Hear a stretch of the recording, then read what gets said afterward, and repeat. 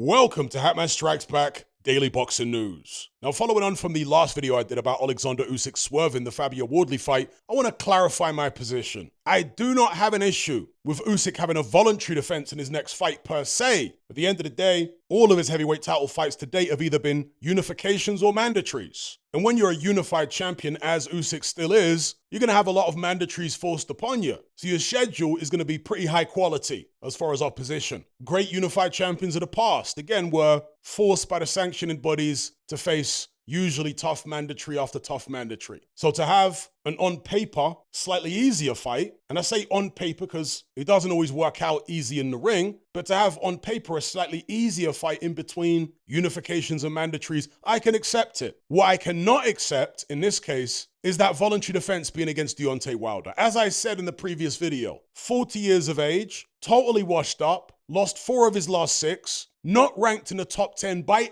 any of the 4 major sanctioning bodies. None of them rank him in the top 10. One of them ranks him in the top 15. That's the WBC. They've got him in at number 13. But none of them rank him in the top 10. When's the last time Wilder had a credible win? 5 years ago? No, folks. Deontay Wilder as a voluntary defense, not acceptable. So who should Usyk be fighting instead? Well, Wardley would have been a mandatory, but since Usyk gave up that belt, it'd now be a unification. Ajit Kabayel is a mandatory. So if we're looking for a voluntary, it'd be names like Filip Hrgović, Efe Ajagba, even Lawrence Okolie. People like that. Those would be acceptable voluntary defenses under the proviso that he continues taking care of his mandatory obligations thereafter. Yeah, it's tough, but that's what comes with being a champion, folks. If you can't take the heat, get out the kitchen and look. Alexander Usyk has been almost the perfect champion at heavyweight and cruiserweight as far as his boxing-related conduct, who he fights, when he fights him, where he fights him even. This guy has got an impeccable track record. So when he said that he is not interested in a Fabio Wardley fight right now, at that point I was hoping he would say he's interested in Kabayel, or he's interested in at least a Hrgović.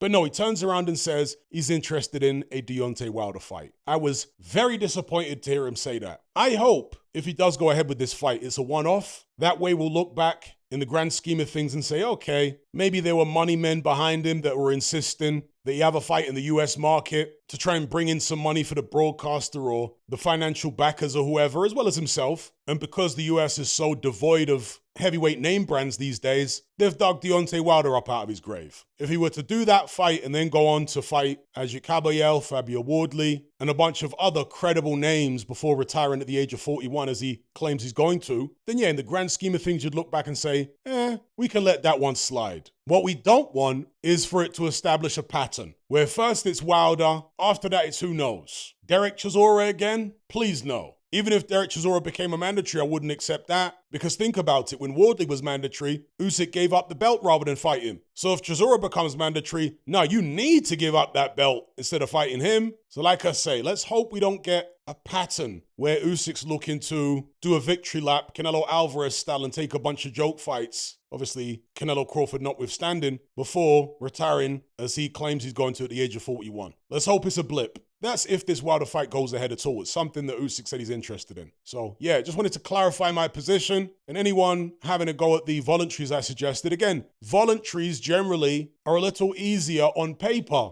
than mandatories, because people are automatically going to scoff at the likes of Lawrence Okolie. Lawrence Okolie is a good fighter. He might not be an exciting fighter all of the time, although since moving up to bridgerweight and now heavyweight, I would argue he hasn't been awful to watch at all. Efe Ajagba is usually fairly decent to watch. And these are guys who have done a lot more than Deontay Wilder has lately. Ajagba had a draw which should have been a win against Martin Bakole. He got jobbed. And Lawrence Okolie is coming off a victory over Kevin Lerena, a bridgerweight champion. The same Kevin Lerena that gave Justice Hooney a difficult night. The same Kevin Lerena that dropped Daniel Dubois several times. Yeah, that Kevin Lerena. Lawrence Okolie's coming off a victory over him with one arm, basically. And he won every round. Filip Hrgović is coming off a victory over David Adelaide, and before that, over Joe Joyce. All of these guys that I just mentioned have a much better recent track record than Deontay Wilder. Again, ask yourselves the question, when was the last time Deontay Wilder had a credible win? How many years do you have to go back? He's lost 4 of his last 6. His last fight was against Terrell Herndon, an absolute pie. He was cleaned out in 1 round by Ajagba. That puts it in perspective. Cleaned out in 2 rounds by Richard Torres and knocked out early by a bunch of other fighters you'd never heard of. So a Collie, Hrgovic,